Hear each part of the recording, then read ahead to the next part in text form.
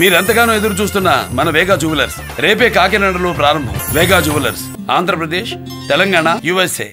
అనేక మేధావులు ఉన్నప్పుడు సో దీని గ్రోత్ ఎట్లా ఉంటుందంటారు? ఆబ్వియస్గా దాని ఇంపాక్ట్ ఉంది. బట్ ఇంకా ఈ 4 years లో దాన్ని ఎలా కన్వర్ట్ చేసుకోగలరు, ఎలా ఎందుకంటే కాంగ్రెస్ బలంగా ఉన్నటువంటి ఒకప్పుడు స్టేటే కదా. సో ఎంత కన్వర్ట్ చేసుకుంటారు అనేది ఇప్పటి నుంచి తీసుకునే డిసిషన్ బట్టి ఆధారపడుతుంది అంటున్నాను.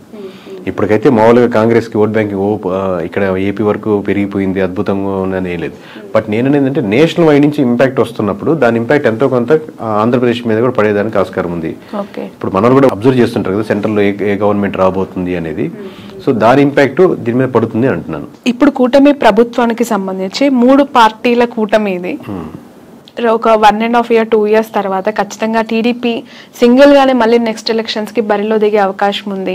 బీజేపీ, జనసేన మాత్రమే అలైన్ కొనసాగబోతుంది అనేది ఎక్కువగా వినిపిస్తూ ఉన్న మాట. అంటే ఇప్పుడు ప్రస్తుతానికి అయితే అలా వాళ్ళ ఆలోచన నాకు ఎందుకంటే అందరితో మాట్లాడుతున్నట్టు అలా ఏం అనుకోవట్లేదండి. కూటమి ప్రస్తుతానిగానే వెళ్దాం అనుకుంటున్నారు. బట్ బయట నుంచి అది టాక్ అవ్వచ్చు. ఎందుకనంటే ఎక్కడో ఇంటర్నల్ గా కొన్ని క్లాషెస్ అయితే స్టార్ట్ అయ్యాయి. అవి ఉంటాయి మేడం. ఎందుకంటే ఒక వైఫ్ అండ్ హస్బెండ్ మీద 100 ఇష్యూస్ ఉన్నట్టు అబ్వియస్గా ఇది 2 పార్టీలు, 2 డిఫరెంట్ భావజాలు ఉంటాయి, 2 వీళ్ళ ఆస్పిరేషన్స్ ఎక్కువ ఉంటాయి. ఎప్పటికైనా టీడీపీ కార్యకర్తలు ఏమనుకుంటారు, చంద్రబాబు నాయుడు గారే ఉండాలి, తర్వాత లోకేష్ గారే ఉండాలి, ముందుకెళ్ళాలనుకుంటారు. జనసేన కార్యకర్తలు ఈ రోజు కాకపోయినా రేపైనా మా వాడు సీఎం అవ్వాలి, గెలవాలి, ముందుకెళ్ళాలనుకుంటారు. సో ఆబ్వియస్గా లేదా లోకల్ ఆస్పిరేషన్స్ ఉంటాయి, క్యాస్ట్ ఈక్వేషన్స్ ఉంటాయి, ఆబ్వియస్గా ఆ చిన్న వైరుధ్యాలు ఉంటాయి. లేదా ఇక్కడ బొమ్మ పెట్టారు, ఇక్కడ బొమ్మ తీసేసారు, మా వాడికి ఏవో ఉంటాయి. బట్ ఇట్లన్నింటినీ కలుపుకొని ముందు మాట్లాడుకుంటే రోజు మీటింగ్ పెట్టుకుంటే ఎలా ముందుకు వెళ్తారని బట్టి ఉంటుంది. బట్ కలిసి ఉంటే వాళ్ళకున్న బలం విడిపోతే ఇద్దరికి ఉండదు.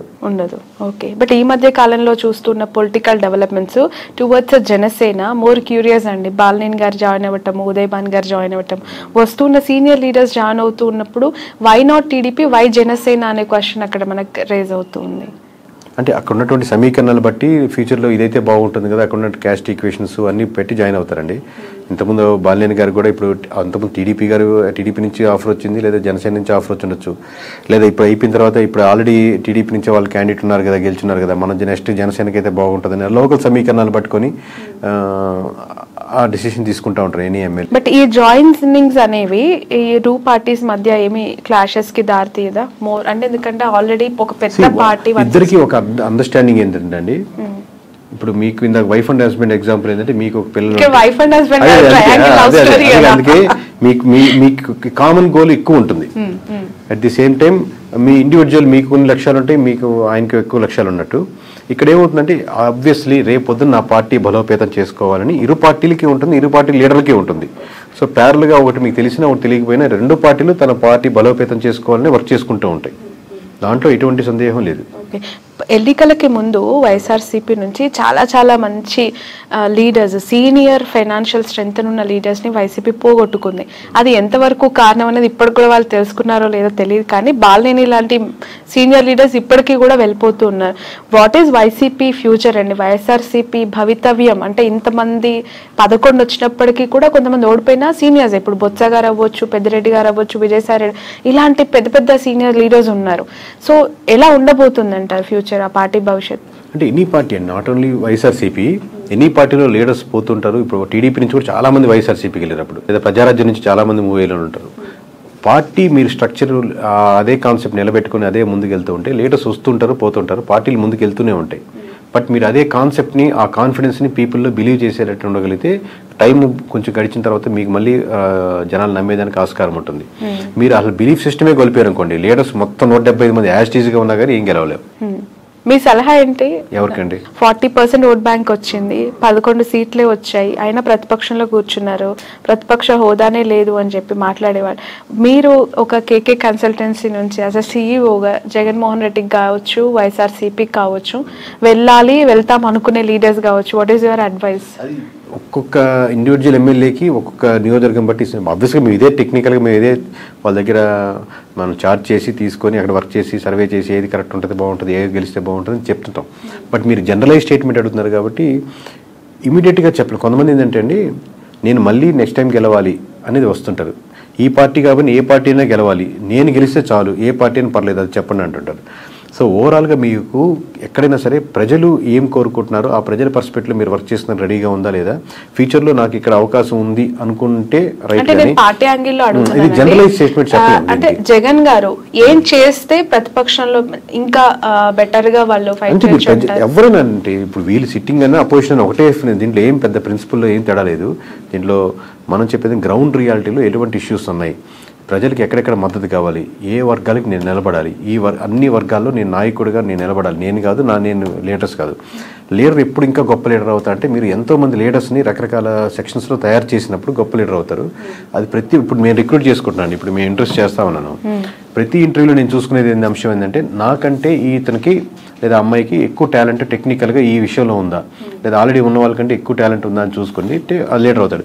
నాకంటే ఎక్కువ టాలెంట్ ఉండకూడదు, నేనే లీడర్ ఉండాలి అనేది కంటే కూడా ప్రతి నియోజకవర్గంలో ప్రతి అంశంలో నాకంటే వాక్చాతుర్యంలో కానీ, మాట్లాడే విషయంలో కానీ, సబ్జెక్ట్ నాలెడ్జ్లో కానీ, మాట్లాడితే కరెక్ట్గా మాట్లాడే పర్సన్స్ కానీ, అంటే అపోజిషన్ కూడా చాలా టెక్నికల్గా మాట్లాడుతున్నాడు, చాలా రైట్ ఇతను, ఓన్లీ అరిచేసి ఏదో తిట్టేసినట్టు కాకుండా అలాగా టెక్నికల్ సబ్జెక్ట్ ఉండే లీడర్స్ని మీరు డెవలప్ చేయగలిగితే ఈ ఉన్న 4-5 సంవత్సరాల్లో మీరు మళ్ళీ గవర్నమెంట్ ఫామ్ చేయడానికో లేదా మీరు ముందుకు రావడానికో తేడా ఉంటుంది. కానీ ఇదే పద్ధతిలో వెళ్తే, ఇదే లైన్లో వెళ్తా ఉంటే మళ్ళీ మీకు కష్టమే. ఓకే. ఈ 2 తెలుగు స్టేట్స్లో ప్రాంతీయ పార్టీలకు ఎంతో కొంత రోడ్ బ్యాంక్ని కైవసం చేసుకొని సస్టైన్ చేస్తున్న పార్టీస్ని మనం చూస్తూ ఉన్నాం. ఇక్కడంటే ఇప్పుడు కాంగ్రెస్ అధికారంలోకి వచ్చింది, అగైన్ అక్కడ మళ్ళీ ప్రాంతీయ పార్టీ, ఆఫ్కోర్స్ జాతీయ పార్టీ అయినప్పటికీ కూడా వాళ్ళు ప్రాంతీయ పార్టీగానే ఎస్టాబ్లిష్ అయ్యారు టీడీపీ. సో ఒక ప్రాంతీయ పార్టీ యొక్క ప్రభావము, వాళ్ళ ఇంపాక్ట్స్ 2 స్టేట్స్లో ఇంతకాలం చూసిన ప్రజలు మతతత్వ రాజకీయాల్ని, మతతత్వ పార్టీలను ఎంకరేజ్ చేస్తాయా, కన్సిడర్ చేస్తాయా? అంటే ఇప్పుడు నేను నేషనల్ వైడ్గా చెప్తున్నా కదండి, మతానికి ఉన్న సంబంధించిన ఓట్ బ్యాంక్ అంటే ఇక్కడ ఎస్పెషల్లీ 2 తెలుగు స్టేట్స్ గురించి నేను మాట్లాడు. అంటే కంపారిటివ్ నార్త్లో పోలిస్తే ఇప్పుడిప్పుడే సౌత్లో బీజేపీది కూడా ఇంకొంచెం ఉంది. కంపారిటివ్ చెప్తున్నాను, నార్త్లో ఎక్కువ బీజేపీ ఆల్రెడీ ఒక సాచ్యురేషన్ పాయింట్కి వెళ్ళిపోయింది.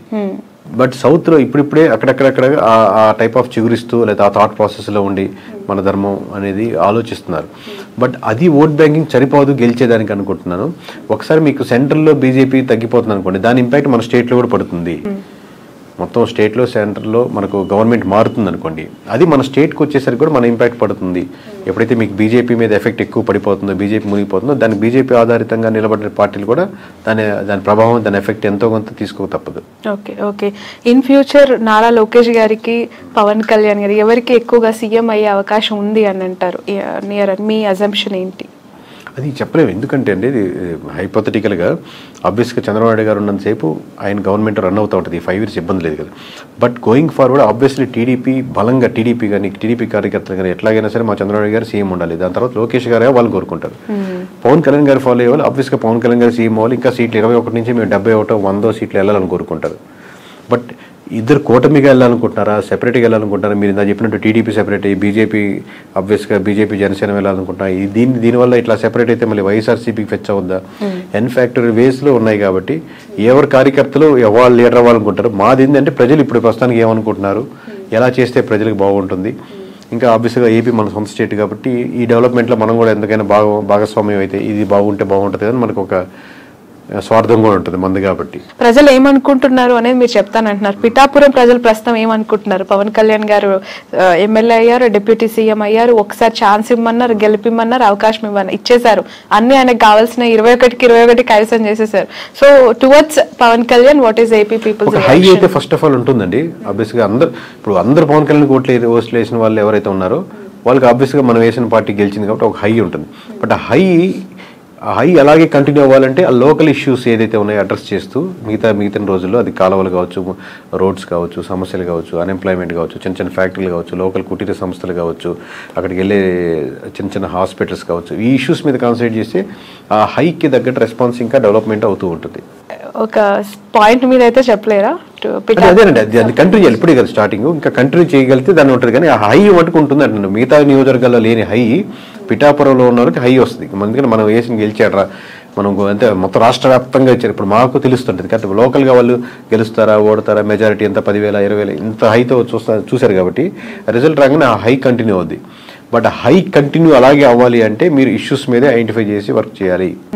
ఓకే సార్, మీ మీకు ప్రెషర్ ఎంతవరకు ఉంటుంది ఈ సర్వీస్ అని చేస్తూ ఉన్నప్పుడు? ఎందుకనంటే ఒక ఇంటర్వ్యూ చేస్తే మాలాంటి వాళ్ళ మీదనే బురద జల్లే ప్రజలు, లేదంటే అలాంటి పీపుల్ మనం సొసైటీలో యాజ్ ఆఫ్ చూస్తూ ఉన్నాం. ఇంకా మీరు బియాండ్ దట్ ఒక పార్టీకి మీరు చేస్తూ గెలుస్తుంది ఓడిపోతుందని మీరు ప్రెషర్ ఉంటుందండి. ప్రెషర్ ఆబ్వియస్లీ చాలా ఉంటుంది, దాంట్లో నేను లేదు అని ఎట్లా ఓవర్కమ్ అవుతారు? అంటే ఒకరు బెదిరించే వాళ్ళు ఉంటారు, లేదా ఇట్లా చెప్పమని అనే వాళ్ళు ఉంటారు, లేకపోతే వాళ్ళు ఇలా అమ్ముడు పోయాలని ఉంటారు, లేకపోతే బాగా వీరాభిమానులు ఉంటారు, ఏమన్నా చేసేస్తాం నీకోసం బాగుంటారని ఉంటారు. బట్ నేను మోస్ట్లీ నేను పరంగా కానీ నా కంపెనీ నేను ఎవరు ట్రై చేసినా మనం వీటికన్నిటికీ దూరంగా ఉందాం, మన పని మనం చేసుకుంటూ వెళ్దాం అని ట్రై చేస్తుంటాం. కానీ ప్రెషర్ అయితే విపరీతంగానే ఉంటుంది. లిక్కర్ పాలసీ ఇంపాక్ట్ ఎంత ఉందండి? ఆ గవర్నమెంట్ ఓడగొట్టడానికి ఈ గవర్నమెంట్ గెలిపించడానికి అది మేజర్ ఇంపాక్ట్ అంటారా? 1% ఇప్పుడు అన్ని ఒక్కొక్క పర్సెంట్ యాడ్ చేసుకుంటా ఉన్నాం. అంటే వైఎస్ఆర్సీపీ నుంచి టీడీపీకి వచ్చిన ఓట్ బ్యాంకింగ్లో ఖచ్చితంగా ఒక 1% అయితే ఓట్ బ్యాంకింగ్ లిక్కర్ పర్స్పెక్ట్లో వచ్చిన ఓట్ బ్యాంకింగ్ ఉంటుందండి. ఇప్పుడు కొత్త పాలసీస్ ఇప్పుడే తీసుకున్నారు కాబట్టి అది ఇంప్లిమెంటేషన్ అయ్యి రేపు పొద్దున 1వ తారీఖు నుంచి రిజల్ట్ చూసి దాన్ని ఎలా ఉన్నాయని చెప్పగలుగుతాం. Right. Thank you so much అండి. Thanks a lot. సో మొత్తానికైతే ఫ్యూచర్లో రాహుల్ గాంధీని ప్రధానమంత్రిగా చూడొచ్చు అంటారా? అంటే ఇప్పుడున్న వేవ్ చూస్తుంటే మటుకు నార్త్లో అన్ని స్టేట్స్ ఓడిపోతున్నాయి కాబట్టి ఇలాగే వెళ్ళగలిగితే అది జరుగుతుంది.